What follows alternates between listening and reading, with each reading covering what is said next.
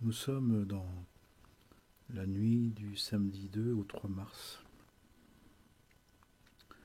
Et en cette nuit d'étude, quelques réflexions par rapport à l'étude, mais aussi au témoignage, par rapport aux accompagnements, par rapport au partage. On voit que la situation générale est difficile et que chacun et chacune est très éprouvé dans sa vie. Et on nous dit que une des raisons, c'est que on serait dans cette fameuse fin des temps, la fin d'un cycle de temps, qui fait que les choses ne sont plus comme avant, que notre compréhension, que notre logique habituelle n'arrive plus bien à comprendre ce qui se passe. Ça ne veut pas dire qu'il n'y a pas de sens, ça ne veut pas dire qu'il n'y a plus de sens, mais le sens n'est plus le même. Ces temps nouveaux qui arrivent, cette nouvelle période de temps d'humanité qui arriverait de manière imminente, et provoquerait, est en train de provoquer, d'amener des distorsions, un désordre, une reconfiguration générale qui semble être une remise en question, qui semble mettre d'abord un désordre, un bazar, mais parce que les logiques habituelles, les logiques qu'on connaît déjà, n'arrivent plus vraiment bien à comprendre et à saisir ce qui se passe. Beaucoup de personnes témoignent comme une impression que les choses nous échappent, qu'on n'arrive plus à tenir le bien, que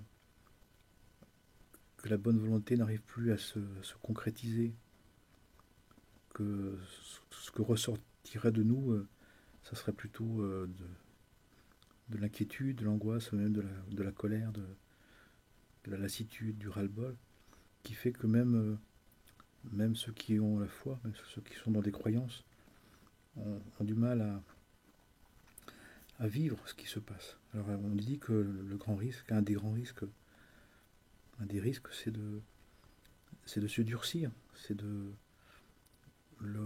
que la réalité n'ayant plus la possibilité d'être maintenue, d'être tenue comme on voulait, il y ait comme des réactions d'ego et même d'ego spirituel. C'est-à-dire que on pourrait considérer que ce qui se passe s'extrait ou n'est pas dans la volonté divine. Bien évidemment, c'est pas possible. Et encore une fois, je parle, je parle à partir de la conscience du divin, des enseignements, de la foi en Dieu, de la certitude de sa présence et qu'il y a un créateur qui a tout créé, qui est présent et qui agit, même s'il est voilé derrière les événements naturels. Et on dit que c'est une des conséquences de ce qu'on appelle la chute, de la faute d'Adam, que que le divin, l'action divine, a dû se voiler, mais elle existe et elle est la valeur, elle est la volonté, la seule qui est unique. Il n'y a que Dieu et tout est Dieu. Il n'y a rien d'autre que lui, la paix, la paix sur lui. Et en même temps, on voit bien que notre compréhension n'arrive plus à saisir les événements. Et qu'on est dessaisi par notre logique, qu'on est stupéfait des événements, que les personnes parlent d'une difficulté de comprendre, d'une grande difficulté à s'entendre, d'être très fatigué, très éprouvé. Et on nous dit que justement, alors les textes, et moi je trouve ça rassurant de savoir qu'il y a des textes qui parlent de ça, des enseignements qui nous en parlent, même si c'est pas du tout agréable à passer, c'est qu'on nous dit que ça va se passer comme ça. Que ce qui se passe maintenant, ben, ça va passer comme ça. Alors, une des explications qu'on nous donne, c'est de nous dire que quand on arrive à un tournant d'humanité, à un moment de transformation, un moment de mutation de l'être, eh bien, le niveau spirituel, le niveau de compréhension qu'on avait et qu'on a, ne peut pas saisir la suite. Que, avant de saisir la suite, eh bien, il est nécessaire que se défasse en nous certaines logiques, certaines formes de croyances, certaines idées, certaines compréhensions. Alors c'est un peu bouleversant, c'est un peu saisissant et désagréable parce que à la fois grâce à la compréhension on peut s'investir, on peut faire confiance, on peut trouver du sens, on peut s'approprier la vérité. Et en même temps on nous dit que le risque, c'est qu'à un moment cette appropriation se ferme, se fixe, se sclérose, s'attache à, à des sensations, à des émotions, à des sentiments, à une compréhension qui, à un moment ou à un autre, dans des événements d'une autre teneur, euh, dans des événements qui portent un devenir, qui portent une suite, eh bien, cette appropriation se retourne contre nous d'une certaine manière. Et là, on nous dit qu'on doit absolument se souvenir, si on peut, si on veut, à notre mesure, bien sûr, que même si le divin nous propose de nous approprier sa vérité par l'étude, par la prière, la méditation, la prière, le travail sur soi, le service aux autres, l'amour du prochain. Pour autant, on ne doit pas se faire croire que notre compréhension pourrait saisir le divin, que notre compréhension, notre petite compréhension, pourrait connaître les desseins de Dieu, comme on dit. Et même au point où certains, je le vois, j'entends, aimeraient se faire croire, aimeraient penser qu'ils peuvent même modifier le projet du divin, ce qui est une illusion et même une hérésie, une idolâtrie, mais en même temps qui doit être très rassurante mais qui ne marche pas, qui ne peut pas marcher, nous dit-on. C'est pas possible. Imaginez que chaque être humain puisse modifier le projet divin en pensant qu'il a la meilleure version. Bah, ça crée les conflits, ça crée les guerres, ça crée la fin du monde. C'est pas possible, là, c'est vraiment la fin non pas d'un temps mais du monde, ce serait terrible. Donc on doit accepter, et c'est pas évident, c'est difficile, qu'à la fois on peut s'approcher d'une certaine compréhension, mais que cette compréhension doit être une acceptation du mystère, doit être la joie d'être conduit vers un devenir qu'on ne peut pas, qu'on ne peut pas, qu'on ne peut pas saisir vraiment. Et on nous dit que c'est une forme de protection aussi, que tant qu'on n'a pas, à la fin d'un cycle, accepté de perdre, de renoncer à une forme de compréhension, à une forme de stabilité, à une forme de croyance, eh bien, pour acquérir un autre degré de certitude, eh bien, ce degré de certitude, on ne peut pas encore le voir, on ne peut pas encore le percevoir. On peut le désirer, on peut en avoir envie, on peut le souhaiter, et en même temps, on n'est pas forcément en capacité encore de le vivre, encore de l'assumer. Alors ça veut dire que, quand même, dans cet entretemps, entre la version habituelle de notre compréhension qui nous a stabilisés, qui nous structure, et la suite, comme on dit, non pas un avenir qui est un passé, on dit qui revient pour se terminer, mais un devenir, quelque chose d'autre, une visitation de l'esprit, une prophétisation, une annonce d'un autre temps, de quelque chose de tout nouveau. Et bien ce tout nouveau, d'abord, il apparaît comme quelque chose de dérangeant, de mystérieux, d'agaçant, de stupéfiant, voire de négatif, voire d'insupportable, d'intolérable. Et en même temps, eh bien, on voit bien que à chaque génération, à chaque période d'humanité, à chaque période de vie, même dans la nôtre, notre petite mesure, ce qu'on a pu croire à un moment comme quelque chose de totalement injuste, de faux, de, de non souhaitable, et bien finalement, on se l'est approprié, on l'est devenu. Et bien, parfois, ce système-là, cette visitation de l'Esprit Saint, cette interpellation, ce désir de l'être, de nous faire naître, nous faire être à nouveau, eh bien, peut se passer non pas que individuellement, mais aussi collectivement, et parfois dans tout le collectif, pour la génération, pour l'humanité. Et on nous dit que on serait dans un temps où la convocation serait générale, ou il y a un passage pour toute l'humanité à faire, à devenir, et qui fait qu'on est bien tous bousculés. Alors ce qui est très intéressant dans des moments de, de saisissement comme ça, dans des moments où on est éprouvé, des moments où on doit grandir, on doit évoluer, non pas comme on veut, pas notre mesure, mais dans une mesure par une poussée de croissance plus grande que nous-mêmes, plus forte que notre propre désir de grandir, eh bien, ça provoque un questionnement plus fort, ça provoque un dérangement plus fort, ça provoque la mise en évidence plus intense de nos arrangements, de nos aménagements, entre souvent notre vouloir personnel et la volonté divine. En sachant qu'on nous dit que l'objectif final d'acquisition, c'est de faire de de la volonté divine notre seule et unique volonté.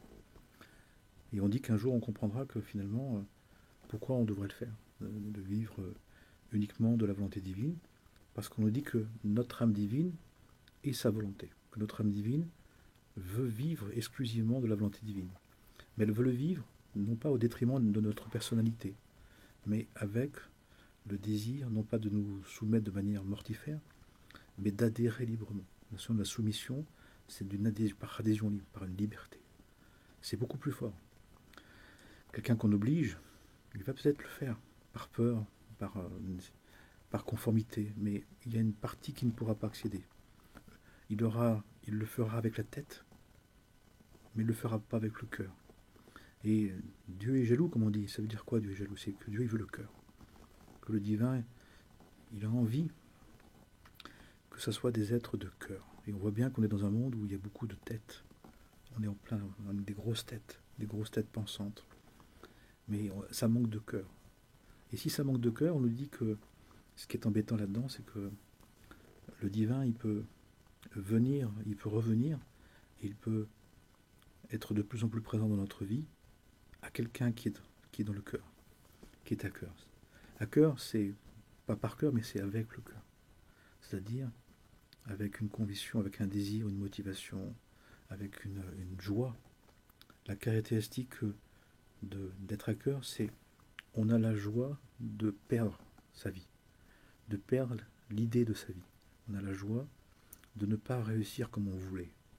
On a la joie d'être remise en question, mais c'est par Dieu, pour Dieu et avec Dieu. Et ça, c'est une chose extraordinaire. Alors bien évidemment, même là, on a des idées, on a des conceptions, on est d'accord pour perdre un certain nombre de choses, sous une certaine forme, d'une certaine manière, à un certain moment. Mais le divin, il veut le cœur, tout le cœur. Et le cœur, c'est-à-dire tout l'être, tous les aspects de notre vie. Pas simplement ce qu'on aimerait, ce qu'on oserait, ce qu'on voudrait, quand on voudrait, mais l'entièreté de notre vie. Que la volonté divine se vive dans notre chair, corps et âme, la chair de l'être. Notre âme divine, elle était très bien dans les cieux, elle était dans l'illimité, elle vivait Dieu, mais elle ne pouvait pas le vivre dans une conscience qui désire Dieu. C'est pas pareil de le vivre naturellement, sans savoir ce que l'on vit. Puis, un jour de dire, mais si tu veux le vivre vraiment, il faut que tu le maîtrises.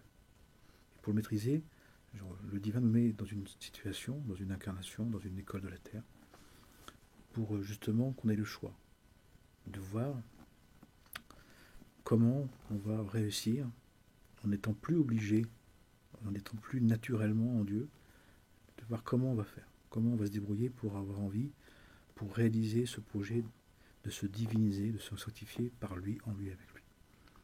Et là, on a le choix. Alors, bien sûr, quand on dit on a le choix, on nous dit qu'on a un libre arbitre. C'est-à-dire qu'on nous laisse, on n'a pas une liberté totale. On a libre arbitre de prendre le temps de choisir. On a le libre arbitre de prendre le temps d'y aller à notre mesure. Mais en même temps, on dit que le temps est compté, qu'on nous laisse un certain temps, qui serait cette miséricorde divine. Je te laisse le temps de venir. Mais en même temps, ce temps n'est pas définitif. Ce temps, il a une durée. Et on dit que là, on serait dans la fin d'une durée de temps, des temps, d'une humanité pour l'humanité, qui fait que maintenant, il y a un impératif. Alors ça dérange pas mal de personnes dans ce que j'entends, dans ce que j'écoute, dans ce que les personnes me témoignent, c'est que donc les personnes me disent, mais ça veut dire qu'on n'est pas totalement libre. Bah oui, mais personne n'a jamais dit dans les textes sacrés qu'on était libre. On nous dit, on nous donne un libre arbitre. On nous donne du temps de choisir la vérité, de la rechoisir. Et ce qui est super, c'est que quand on choisit la vérité, au bout d'un moment, on comprend que on la connaît, la vérité.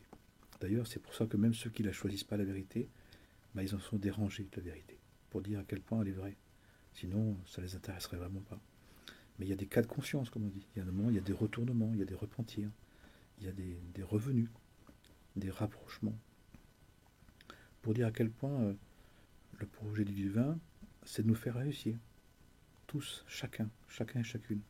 Toute l'humanité, mais chacun et chacune. Pas simplement tous comme un troupeau, ou quelques-uns, mais tous et chacun et chacune.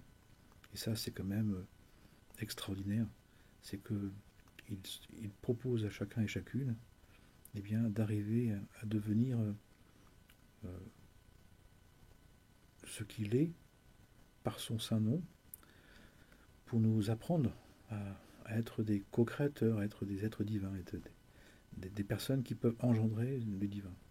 Pas simplement d'être divin, de se diviniser, mais de se diviniser pour enfanter, pour porter le Verbe et fabriquer des mondes divins, d'être un jour des porteurs de lumière, des porteurs de vérité, par le Verbe de recréer, de créer à nouveau. C'est-à-dire, et c'est là où on aura la liberté totale. Pour l'instant, on est dans le libre arbitre, on nous donne le moyen d'apprendre le métier. Est-ce qu'on veut apprendre le métier? Est-ce qu'on ne veut pas? De toute façon, on le fait. Et on nous dit que quand un temps est terminé, eh ben ceux qui ont, dans ce temps-là, ont réalisé le minimum nécessaire, eh ben ils continuent. Mais ceux qui n'ont pas pu réussir, eh ben ils vont dans une autre école. Leur âme n'est pas prête à continuer à une place supérieure. Eh bien, on les met dans une autre école, adaptée là où ils en sont. Mais eux-mêmes réussiront la totalité. C'est-à-dire que le divin nous garantit la réussite, mais il organise et il prépare, il aménage pour que chacun puisse, même s'il s'égare, de ne jamais se perdre et de toujours le retrouver. Et même au point où on dit que le divin nous accompagne même dans nos décisions qui ne sont pas justes, qui sont des transgressions, qui sont des contradictions avec ses principes. Il nous laisse expérimenter des principes contradictoires. Pour qu'on ait un libre arbitre, il fallait bien qu'on ait la possibilité de faire des erreurs. Et l'idée de nous égarer. Mais il veut faire en sorte qu'on ne fasse pas des fautes, qu'on ne se perde pas. Que personne ne se perde, mais que tout le monde se retrouve. De manière différente, il y a différents chemins, mais c'est sur une même voie, la voie de son désir de nous accomplir. Ce qui fait que, au fil du temps, on lui dit que finalement, d'accepter la vie qu'on a, et d'accepter celle qui est possible, celle qui est tangible, celle qui est accessible, c'est la meilleure version qu'on puisse avoir. C'est-à-dire on peut avoir des désirs, on peut avoir des souhaits, on peut tenter des choses, mais on nous dit n'attends pas trop de choses. On nous dit de tenter des choses, c'est surtout pour nous découvrir. Et plus pour nous découvrir que pour réussir. Et quand on réussit, d'être très raisonnable avec cette réussite, et surtout de ne pas penser qu'on a réussi sans l'accord de Dieu. Il y a des personnes qui pensent qu'ils peuvent réussir sans l'accord de Dieu, sans l'accord du divin. Alors, ils ont sans doute besoin de penser comme ça pour s'approprier, pour s'investir. Mais Tout est prévu. On dit que le divin a prévu tous les scénarios, mais il ne sait pas lequel qu'on va choisir. Il ne sait pas lequel qu'on va faire et qu'on va choisir et qu'on va continuer de faire. Et dans tous les cas, il est présent. Et il veut notre réussite et il veut la réussite de l'humanité. Et même si en apparence les choses sont difficiles, sont douloureuses, sont souffrantes, sont violentes, euh, il faut nous rappeler ça. Que quand on fait des travaux de rénovation d'une maison, quand on crée une maison, un lieu, d'abord il y a des travaux, et c'est un bazar, c'est le bazar. Ça paraît être un désordre.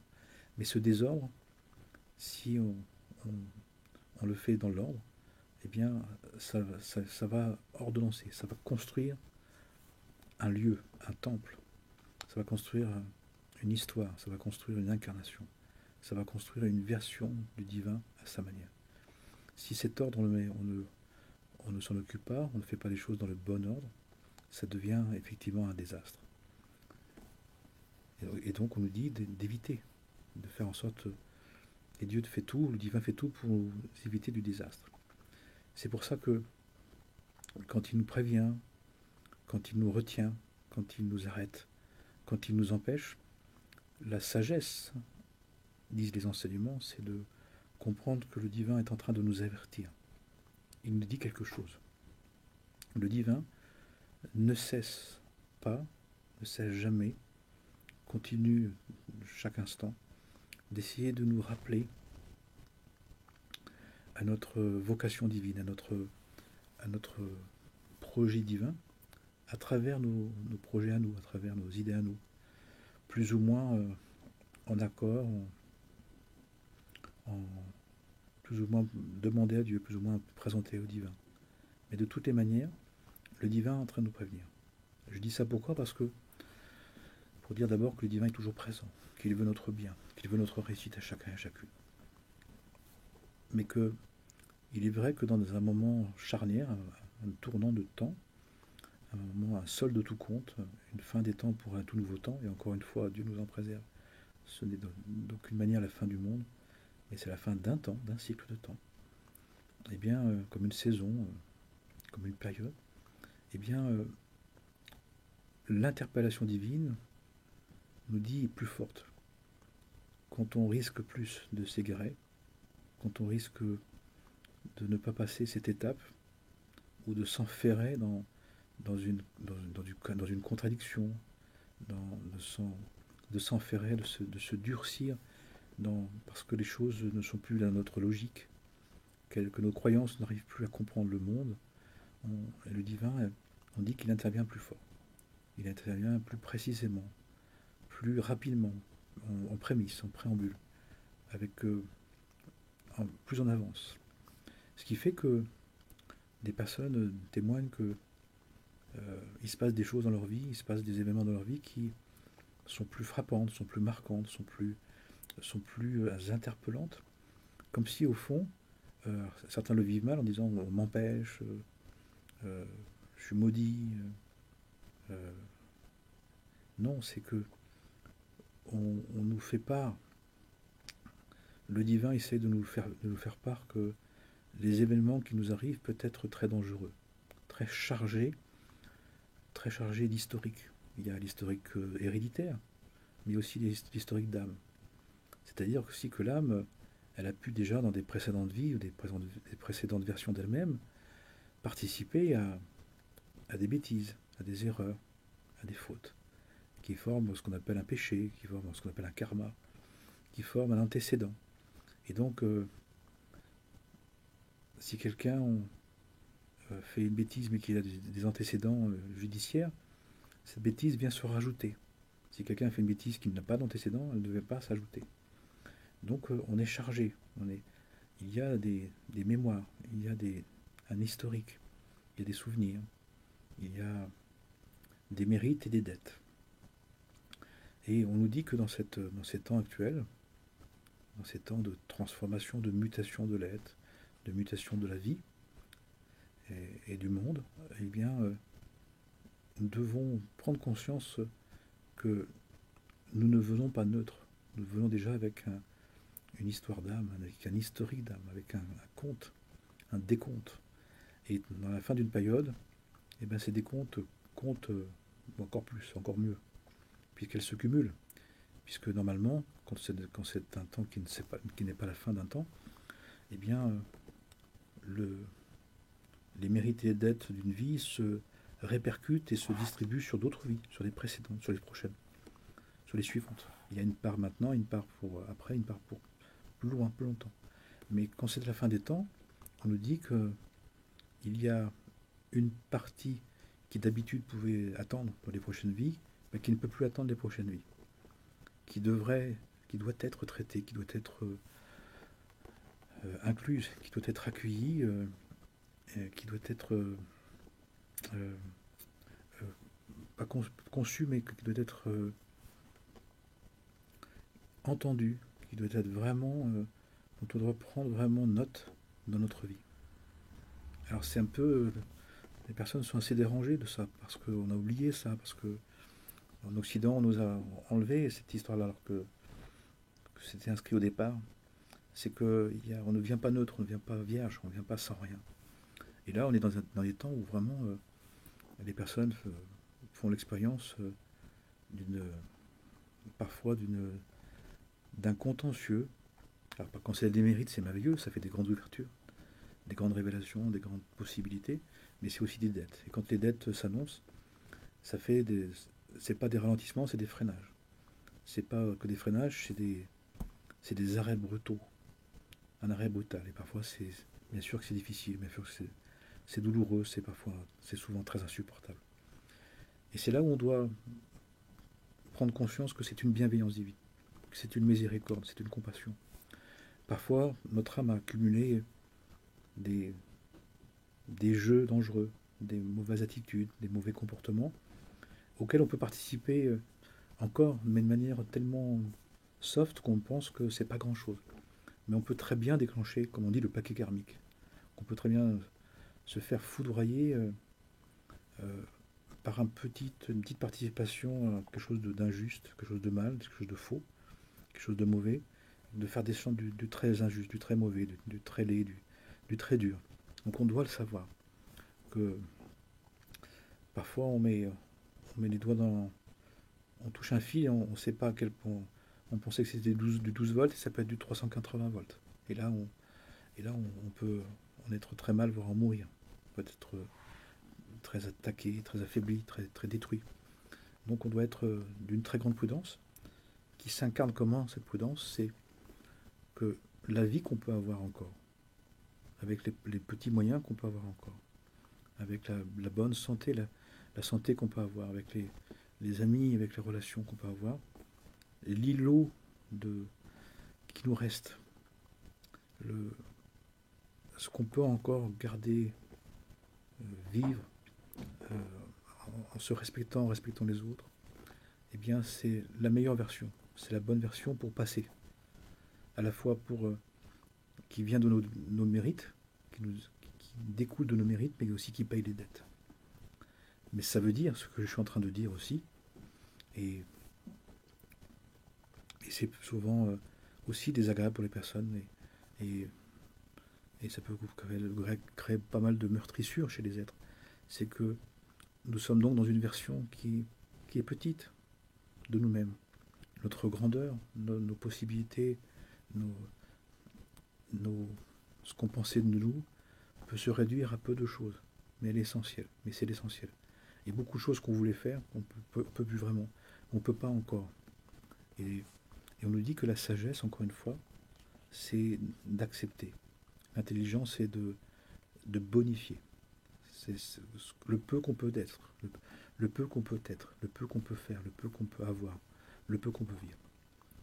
Et la, le contentement de ce qu'on peut être et la bonification de ce qu'on peut vivre, eh bien, ça peut donner une joie, ça peut donner une, une complétude, ça peut donner une béatitude, comme on dit, d'être un bienheureux ou une bienheureuse, parce que l'essentiel, c'est, nous dit-on, c'est de continuer, de savoir, d'apprécier ce que l'on peut encore être et ce que l'on peut vivre, comme étant la volonté divine accessible, incarnable, disponible.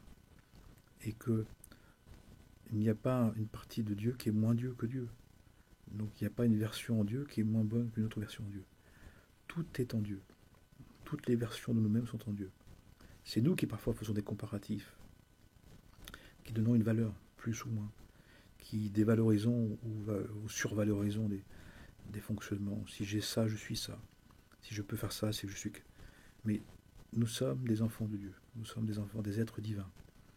Et un être divin, quelle que soit sa vie, quelles que soient ses possibilités, quel que soit ce qu'il peut vivre, du moment qu'il le fait en divin, qu'il l'apprécie et qu'il remercie Dieu, il réalise pleinement son potentiel divin. Il réalise pleinement le projet du divin. Et ça, c'est bien essentiel. Bien évidemment, si on cherche Dieu et qu'on veut vivre ses principes, qu'on veut vivre son projet divin. De se diviniser ne dépend pas des conditions. Et on a toujours les bonnes conditions pour se diviniser, même si on ne le sait pas, même si on ne le conçoit pas, même si ça ne convient pas. Mais on peut peut-être se dire un peu parce que parfois, et surtout si on ne peut pas changer les choses, si on doit accepter la vie qu'on a, l'argent qu'on a, la santé qu'on a, les possibilités qu'on a, on a toujours la possibilité, et ça c'est notre libre arbitre, de faire du peu que l'on a et que l'on est quelque chose de grandiose, quelque chose d'admirable, quelque chose de bénéfique, quelque chose de divin. Puissions-nous en avoir envie, le réaliser, et que la paix soit en nous, sur nous et entre nous, pour le bien de tous les êtres. Amen et Amen.